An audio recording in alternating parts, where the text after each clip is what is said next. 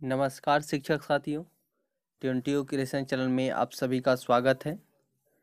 अभी तक आपने चैनल को सब्सक्राइब नहीं किया तो प्लीज़ सब्सक्राइब कीजिए ताकि एनआईएस से संबंधित जानकारी आपको मिलते रहे।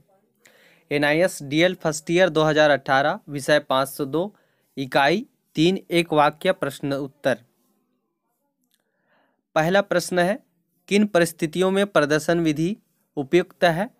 उत्तर है, जब व्यक्तिगत प्रयोग के लिए अपर्याप्त सामग्री होता है, प्रयोग को संभालना खतरनाक है, प्रयोग में अधिक समय व्यय होता है, तब जो है हम प्रदर्शन विधि का उपयोग कर सकते हैं। शिक्षण और अधिगम की कितनी विधियां हैं? शिक्षण और अधिगम की विधियां दो प्रकार की होती हैं, अनुदेशात्मक विधि और विद्यार्थी अनुकूल विधि। व्याख्यान विधि के दो लाभ लिखिए।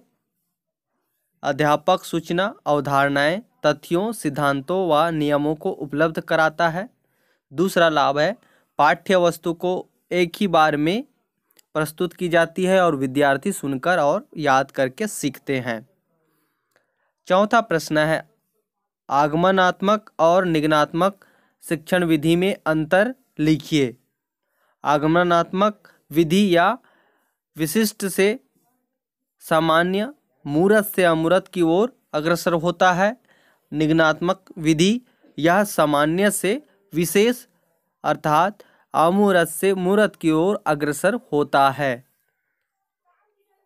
खेल विधि के उपयोग में अध्यापक की क्या भूमिका है? अध्यापक विद्यार्थियों के सुझाव के अनुसार खेल की शुरुआत करने में उनकी सहायता करते हैं या विद्यार्थियों के सहयोग से नए खेल का विकास करते हैं। अभी तक आपने चैनल को सब्सक्राइब नहीं किया तो प्लीज़ सब्सक्राइब कीजिए और इस वीडियो को लाइक कीजिए, अपने शिक्षक साथियों के साथ ज़रूर शेयर कीजिए और कोई भी समस्या हो तो कमेंट बॉक्स में जाकर आप कमेंट कीजिए। तो छठवां प्रश्न है, प्रोजेक्ट विधि क्या है?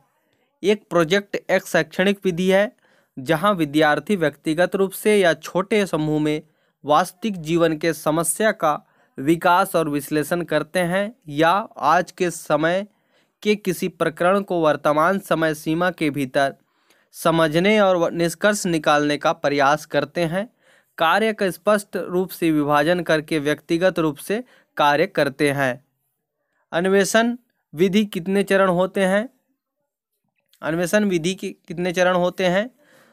तो यह सातवां प्रश्न आपका जो उत्तर, समस्या की पहचान करना, अवलोकन और प्रयोग करना, समस्या समाधान, मूल्यांकन। तो ये 4 चरण अन्वेषण विधि के चरण होते हैं। अनुदेशात्मक विधि और विद्यार्थी अनुकूल विधि में अंतर लिखिए। अनुदेशात्मक विधि अध्यापक निर्देशित होता है और विद्यार्थी अनुकूल विधि विद्यार्थी केंद्रित होता है।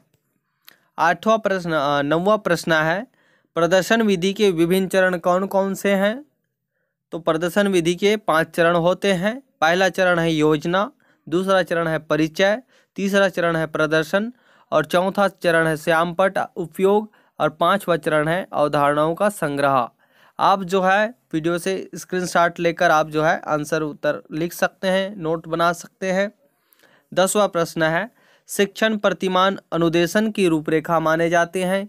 इसके अंतर्गत विशेष उल्लेख किया जाता है जिससे कि छात्र इस प्रकार अंतःक्रिया कर सके कि उनके व्यवहार में विशिष्ट परिवर्तन हो सके।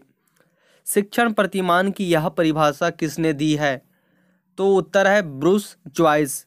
तो इस प्रकार से आपका जो है 502 इकाई 3 से 10 क्वेश्चन आंसर हल होते हैं। नेक्स्ट वीडियो में हम जो है अगले इकाई के साथ उपस्थित होंगे। अगर वीडियो अच्छा लगे तो प्लीज़ लाइक कीजिए और अपने शिक्षक साथियों के साथ ज़रूर शेयर कीजिए। धन्यवाद साथियों।